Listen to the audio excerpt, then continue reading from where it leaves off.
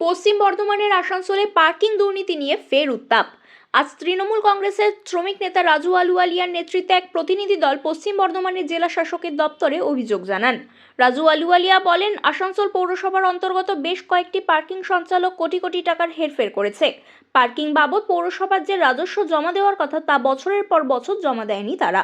2024 সালে এই সংস্থাগুলোকে ব্ল্যাকলিস্টেড করা হলেও টাকা আদায় বা আইনানুগ ব্যবস্থা নেওয়ার কোনো পদক্ষেপ নেয়নি পৌরসভা।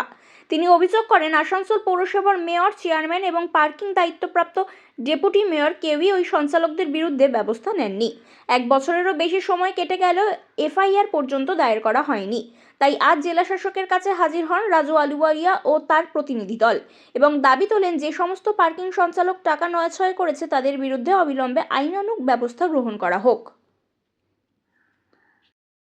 আমরা ডিএম সাহেবের সঙ্গে একটা কমপ্লেন করতে এসেছি। কারণ হচ্ছে কি, আসানসোল মিউনিসিপাল কর্পোরেশনে যারা আজকে আমরা ডিএম সাহেবের সঙ্গে দেখা করতে এসেছি। কারণ হচ্ছে কি, দীর্ঘদিন ধরে আসানসোল মিউনিসিপাল কর্পোরেশনে যারা পার্কিং চালিয়েছিলেন প্রায় কোটি কোটি টাকা ওদের কাছে বাকি আছে। আসানসোল মিউনিসিপাল কর্পোরেশনের মেয়র, ডেপুটি মেয়র যিনি চার্জে আছেন পার্কিংয়ে এবং চেয়ারম্যান, তারা কোনো অ্যাকশন নেননি। 2024 সালে ওদেরকে শুধু ব্ল্যাকলিস্ট করার জন্য একটা নোটিশ করেছিলেন, ব্ল্যাকলিস্ট করেছিলেন, কিন্তু তাদের বিরুদ্ধে একটা এফআইআর হয়নি। আইনও কিন্তু এরকম ব্যাপার নেই কি আপনি ব্ল্যাকলিস্ট করে দেবেন আর তার টাকা লুট হয়ে যাবে। এইভাবে কোটি কোটি টাকা আসানসোল মিউনিসিপাল কর্পোরেশনে পার্কিংয়ে লুট হয়েছে। আর যারা লুট করেছে তারা এখনও ডেলি কর্পোরেশনে এসে আড্ডা মারছে, কেউ মেয়র চেম্বারে, কেউ চেয়ারম্যানের চেম্বারে, কেউ ডেপুটি মেয়রের চেম্বারে। তো এটাতে মানুষের কাছে ভুল বার্তা যাচ্ছে।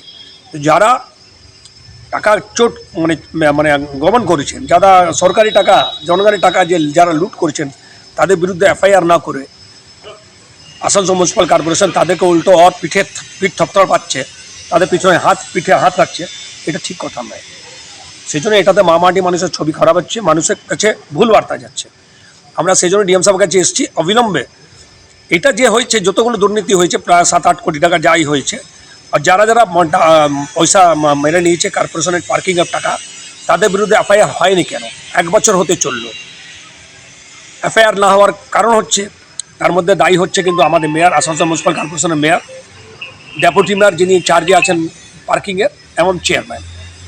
নিশ্চয় তাদের সাহায্য আছে, সেজন্য এর বিরুদ্ধে কোনো আইনত ব্যবস্থা হচ্ছে না। এটা ঠিক নেই। তাদের বিরুদ্ধে অবিলম্বে ফ্রড মামলা করতে হবে, তাদের মামলা করে তাদেরকে গ্রেফতার করতে হবে।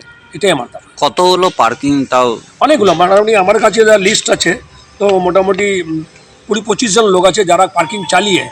দেখুন, আপনি যখন আসানসোল বাজার যাবেন, পার্কিংয়ে গাড়ি রাখবেন, তখন আপনাকে সঙ্গে সঙ্গে ক্যাশ পেমেন্ট দিতে হয়। 10 টাকা, 20 টাকা, 25 টাকা ক্যাশ পেমেন্ট দিতে হয়। তো এত পয়সা, 40 লাখ কারো কাছে, 25 লাখ কারো কাছে, 30 লাখ টাকা বাকায়া কী করে হয়ে গেল? কেন টাকাটা রিকভার হয়নি? কেন টাকাটা না জমা নিয়ে কেন ওদেরকে পার্কিং দেওয়া হয়েছে? এটা এখানে একটা প্রশ্ন আছে। নিশ্চয় কোনো জায়গা আতাত ছিল, যারা কর্পোরেশনের কর্তাধর্তা আছে তাদের সঙ্গে আতাত ছিল। সেই জন্যে খুব সিন্ডিকেটভাবে, খুব প্ল্যানিং ওয়াইজে এই টাকাটা লুট হয়েছে, গমন হয়েছে বলা যেতে পারে। তাদের বিরুদ্ধে প্রতারণার মামলা করতে হবে, তাদেরকে গ্রেপ্তার করতে হবে।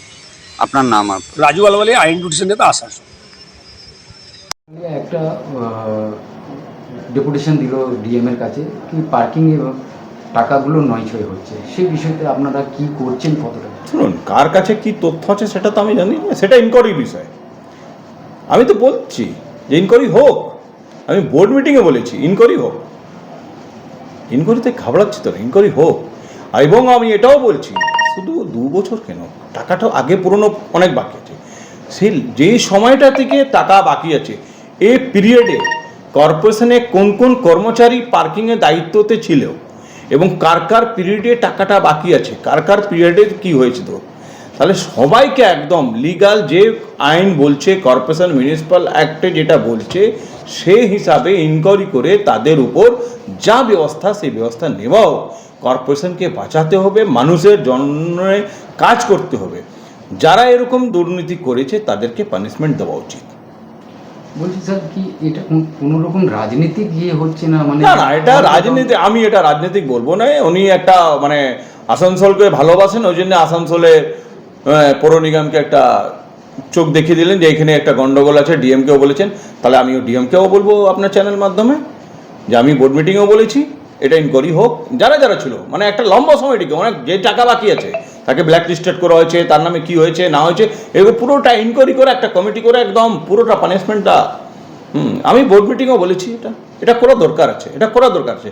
তাহলে বোঝা যাবে যে কর্পোরেশনে দেখুন আজকে মেয়র ইনি আছে, কালকে অন্য কেউ হবে, তার আগে কেউ অন্য ছিল, ডেপুটি মেয়র আজকে আমি আছি, কালকে অন্য কেউ ছিল, আগামী দিনে আরও কেউ হবে, এবং ওই পার্কিংয়ের দায়িত্বতে আজকে আমি আছি, কালকে অন্য কেউ হবে।